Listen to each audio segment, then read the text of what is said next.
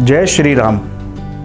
आप सभी का स्वागत है न्यूज़ 24 के डिजिटल प्लेटफॉर्म पर। लॉकडाउन चल रहा है और आप सभी रामायण का आनंद ले रहे हैं। रामायण सीरियल में आज लंका कांड समाप्त हो गया। लंका कांड में 121 श्लोक हैं। लंका कांड में भगवान राम ने रावण का वध कर दिया, विभीषण जी का राज्याभिषेक किया और उसके बाद सीता जी को लंका से वापस निकाल लिया। अब उत्तरकांड शुरू होगा। हम जो अब तक लंका कांड हुआ उसमें जो कल आपने देखा उसमें एक विशेष बात थी।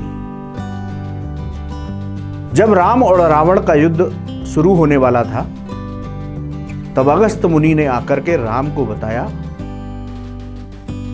कि लंकापति रावण आपसे युद्ध करने से पहले आसुरी शक्तियों को पाने के लिए विशेष यज्ञ कर रहा है। इसीलिए आपको भगवान सूर्य की आराधना करनी चाहिए जिससे कि आपको उस पर विजयश्री प्राप्त हो सके। तो आपने देखा होगा कि उन्होंने उनको भगवान सूर्य के आदित्य हृदय स्तोत्र को करने की बात कही। भगवान श्री राम ने अगस्त्य मुनि के कहने पर भगवान सूर्य के आदित्य हृदय स्तोत्र का पाठ किया और उस पाठ को करने के बाद उन्हें विजयश्री प्राप्त हुई। हम ये इसलिए बता रहे हैं क्योंकि आपने अक्सर कर आदित्य हृदय स्तोत्र के बारे में सुना होगा। तो आदित्य हृदय स्तोत्र भगवान श्री राम ने भी उसका पाठ किया था और विजय श्री प्राप्त की। तो इसका पाठ करने से विशेष लाभ मिलता है। दूसरा आपने आज देखा कि भगवान ने रावण का वध किया। रावण का वध करने के बाद जो रावण का तेज पुंज था वो भगवान श्री राम में जाकर के विलय हुआ। कथाकार बहुत सा इस पर वर्णन करते हैं।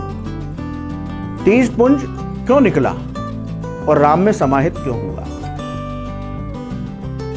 एक तो आपने देखा होगा इस पूरी रामायण में कि जब भी रावण के आगे कोई भगवान को श्री राम लगा करके बोलता था तो रावण अहंकार में इतना चूर था कि वो कहता था कि शत्रु के आगे श्री लगा करके मत बोलो।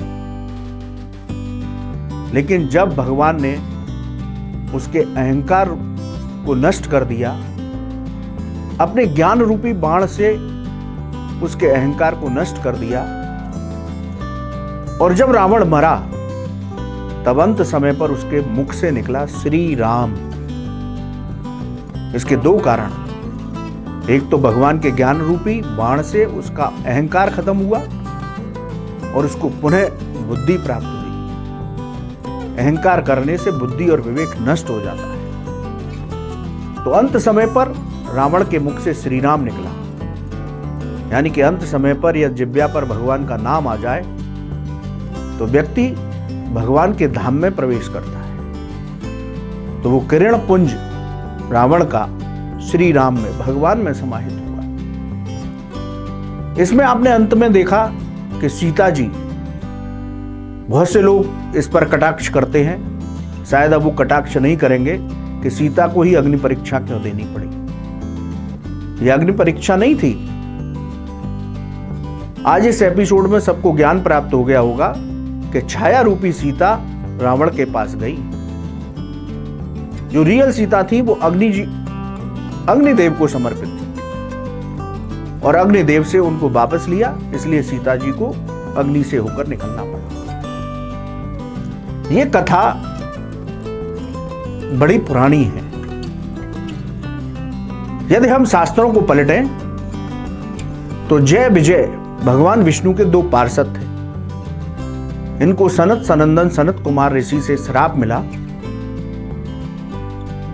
तब ये 3 युगों में राक्षस कुल में पैदा हुए और भगवान के हाथों इनका वध हुआ और पुनः भगवान के धाम में प्रवेश किए। सतयुग में ये हिरण्याक्ष और हिरण्याकश्यप थे। तब भगवान ने इनका वध किया सतयुग में हिरण्याक्ष और हिरण्याकश्यप का वध भगवान ने करने के बाद त्रेता युग में ये रावण और कुंभकर्ण बने। तब भगवान श्री राम ने इनका वध किया और ये अपने दूसरे युग में अपने पाप से मुक्त हुए। द्वापर युग में शिशुपाल और दंतवक्त्र के रूप में भगवान कृष्ण ने इनका वध किया। तब ये 3 युगों में भगवान के हाथों वध करने के बाद उन्हें भगवान विष्णु के पार्षद के रूप में बने। ये सनत सनंदन सनत कुमार ने इनको श्राप दिया था। जय विजय भगवान के पार्षद पुनः बने। तो ये लीला मर्यादा पुरुषोत्तम भगवान राम की, भगवान मर्यादा पुरुषोत्तम भगवान राम का जन्म, ये हमें सिखलाता है कि भगवान राम ने जो सशरीर कार्य किए उनको हम अपने जीवन में कर सकते हैं। और भगवान कृष्ण का अवतार बतलाता है कि उनकी वाणी से जो वाक्य निकले उनको यदि हम जीवन में धारण करें तो हमारा जीवन आनंद में हो सकता है। भगवान राम और कृष्ण का जन्म हमें कल्याण करने के लिए हुआ। विप्रधैन सुख संत हित लीन मनोज अवतार। भगवान ने संत के लिए, गाय के लिए, धरती की रक्षा के लिए मनुष्य अवतार लिया। दूसरा, इस राम और रावण युद्ध में हमें यह ज्ञान मिलता है कि व्यक्ति को कभी अहंकार नहीं करना चाहिए। अहंकार करने से बुद्ध विवेक नष्ट हो जाता है। अहंकार भगवान से मिलन में, हमारी साधना में सबसे बड़ा बाधक है। तो ये लंका कांड का सार था। अब रामायण में उत्तर कांड शुरू होगा जिस पर हम चर्चा करेंगे। मित्रों, लॉकडाउन पीरियड चल रहा है, आप अपने घरों में रहें, सेफ रहें। हम भी कामना करते हैं कि आप हमेशा स्वस्थ बने रहें। जय श्री राधे। अगर आपको हमारा ये वीडियो पसंद आया हो तो इसे लाइक और शेयर जरूर करें। अगर इस वीडियो पर आपकी कोई राय है तो नीचे कमेंट भी कर सकते हैं। और हाँ, देश और दुनिया की तमाम खबरों से वाकिफ रहने के लिए अभी सब्सक्राइब करें न्यूज़ 24 का YouTube चैनल। न्यूज़ 24, निष्पक्ष खबरें।